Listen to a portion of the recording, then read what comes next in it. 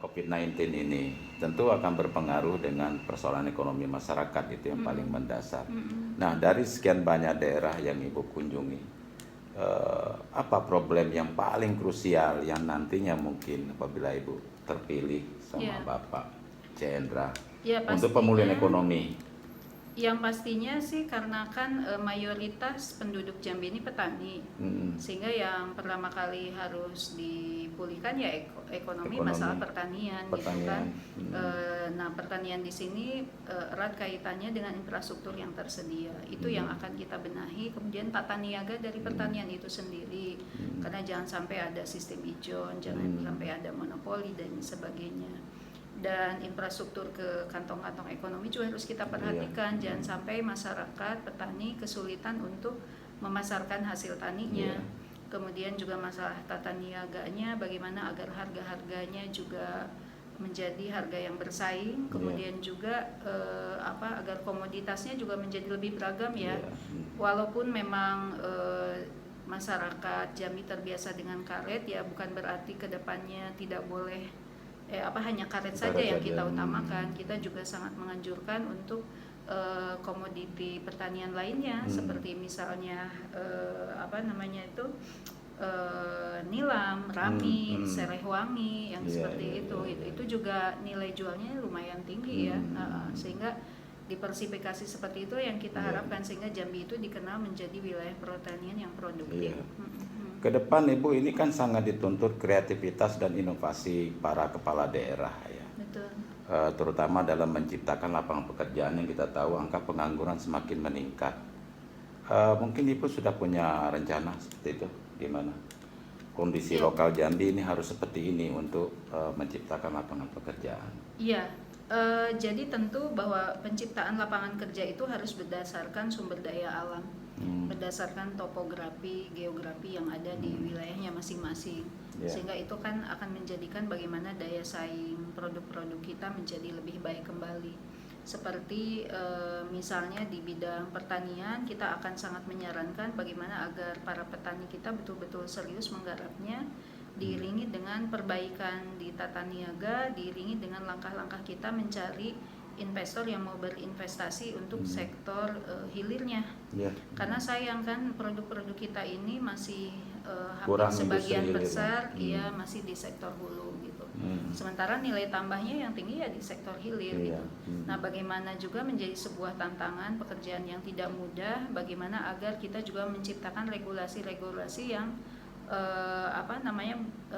memudahkan untuk para investor, seperti misalnya mungkin ada tax holiday, kemudian juga bagaimana kita mengupayakan agar listrik yang baik cepat bisa yang ramah lingkungan cepat bisa dibangun gitu. Karena bagaimana mungkin kita mau industri untuk rumah tangga aja kan terkadang sulit ya, listriknya masih terbatas gitu kan. Kemudian juga jangan lupa bahwa mental para pekerjanya juga harus dibangun dengan baik gitu kan. Kan kita juga masih sering mengeluh ya, pekerja kita itu yang masih tidak produktif, banyak ngerokoknya, banyak istirahatnya gitu kan. Sementara di satu sisi mereka ingin gaji yang tinggi gitu kan. Nah, jadi itu juga menjadi satu hal yang juga harus dicermati ya.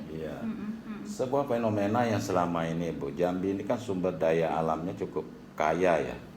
Hampir semua bentuk sumber daya alam itu ada, tapi angka pengangguran kan masih juga tinggi yang seharusnya tidak seperti daerah lain gitu. Betul. Nah, apa inovasi Ibu yang terbayang dengan Ibu sekarang yang akan Ibu lakukan ke depan berkaitan dengan sumber daya alam yang potensinya melimpah ini? Iya. Yang pasti sih kita harus memetakan dulu ya. Memetakan dulu hubungannya dengan lapangan pekerjaan maksud kita Bu. Iya, betul.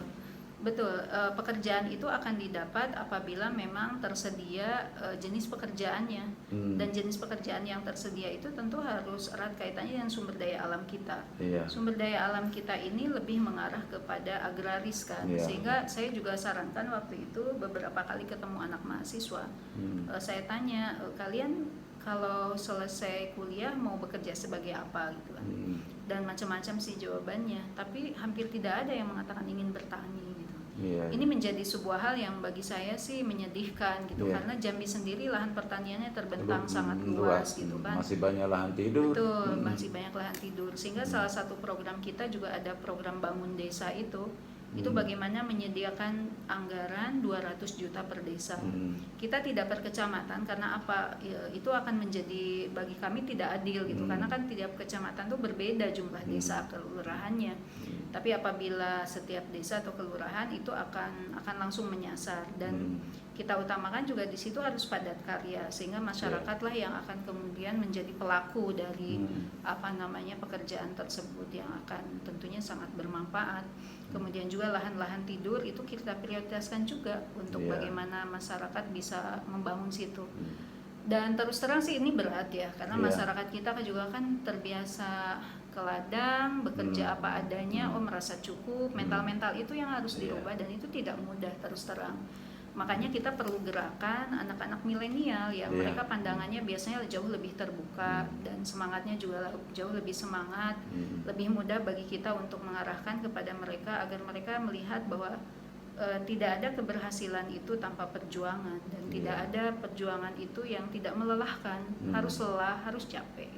Begitu cara Ibu meyakinkan kalangan milenial. Iya, insya Allah. Ya, kita tahu kan banyak perusahaan besar di Jambi selama ini, khususnya di sektor pertambangan minyak, batu bara dan lain sebagainya.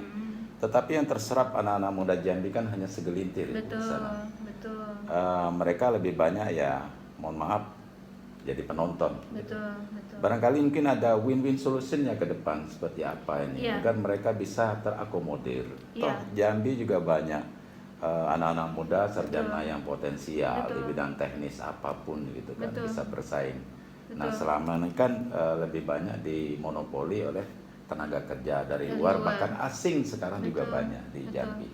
Gimana pemikiran Ibu menyikapi persoalan ini?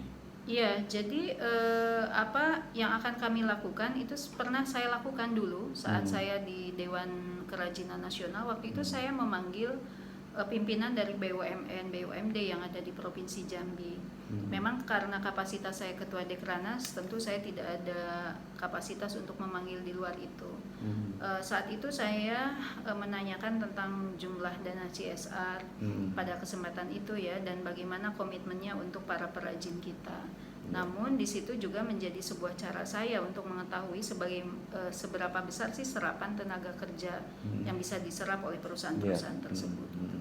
Dan ternyata memang selalu akhirnya mereka mengeluhkan tentang mental pekerja kita yang katanya tidak sesuai dengan standar yang telah mereka tentukan. Ya saya bilang tolong dikasih saja kesempatan untuk kita juga bisa memperbaiki itu semua.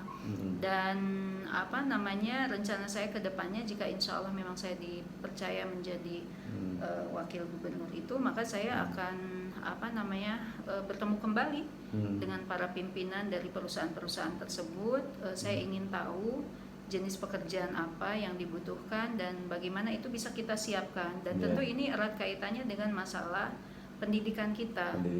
Karena sayang sekali kalau misalnya Jambi belum, di universitas yang ada belum memiliki fakultas-fakultas yang sesuai dengan kondisi alam kita ya, alamnya Jambi.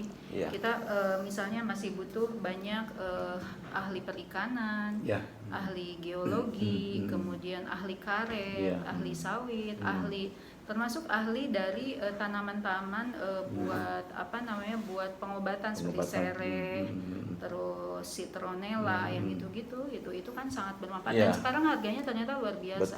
Saya pernah beli nih minyak seukuran gini, konsentrat gitu ya. Saya lupa konsentrat apa, segini aja harganya udah 800.000, hanya sekitar 50 mili saja gitu kan. Jadi itu udah dan sangat. itu ada di Jambi, sumbernya juga ada di Jambi, bahan bakunya. Ada di Jambi. Nah kebetulan kemarin waktu di Merangi, di Sarolangun, saya kan ada acara sama milenial sana. Ternyata ada salah satu anak Jambi yang sekarang lagi kuliah di IPB Bogor, tinggal di sana. Memang sedang memulai usaha untuk itu. Bagaimana konsentrat minyak itu bisa menjadi salah satu diversifikasi ya untuk tanaman, untuk pertanian, maksudnya usaha pertanian.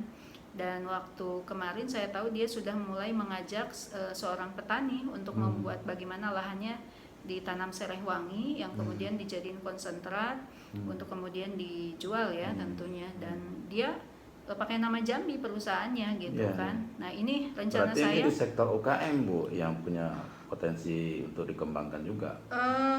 Saya tidak melihatnya UMKM karena ini bisa menjadi besar. Saya melihatnya ini sebagai sektor agro saja, iya.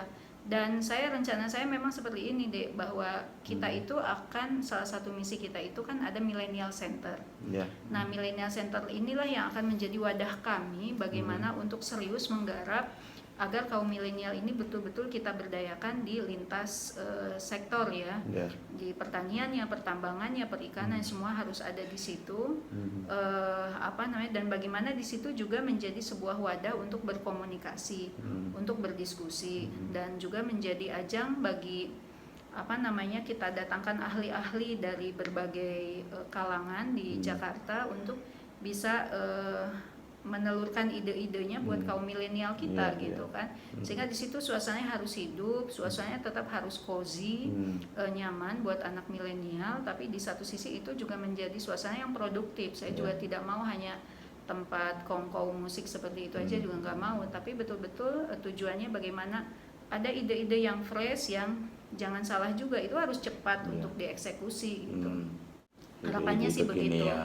Iya, yang kekinian gitu ya. Ibu punya visi seperti ini, sering koordinasi dengan Pak Cendra? Iya, betul. Ini memang hasil koordinasi satu kami. Pemikiran, satu visi. Satu visi, dan kebetulan saya juga sering ngobrol sama putra beliau ya, putra-putri beliau yang yang memang kebetulan milenial juga. Merasa sangat senang bisa diajak berdiskusi gitu. Mereka merasa bisa ikut, dan idenya ternyata baik.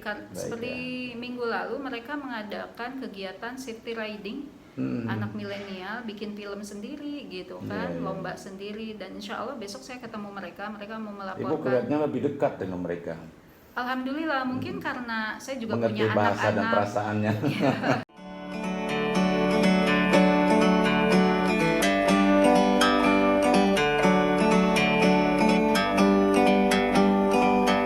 Like a bird on a tree,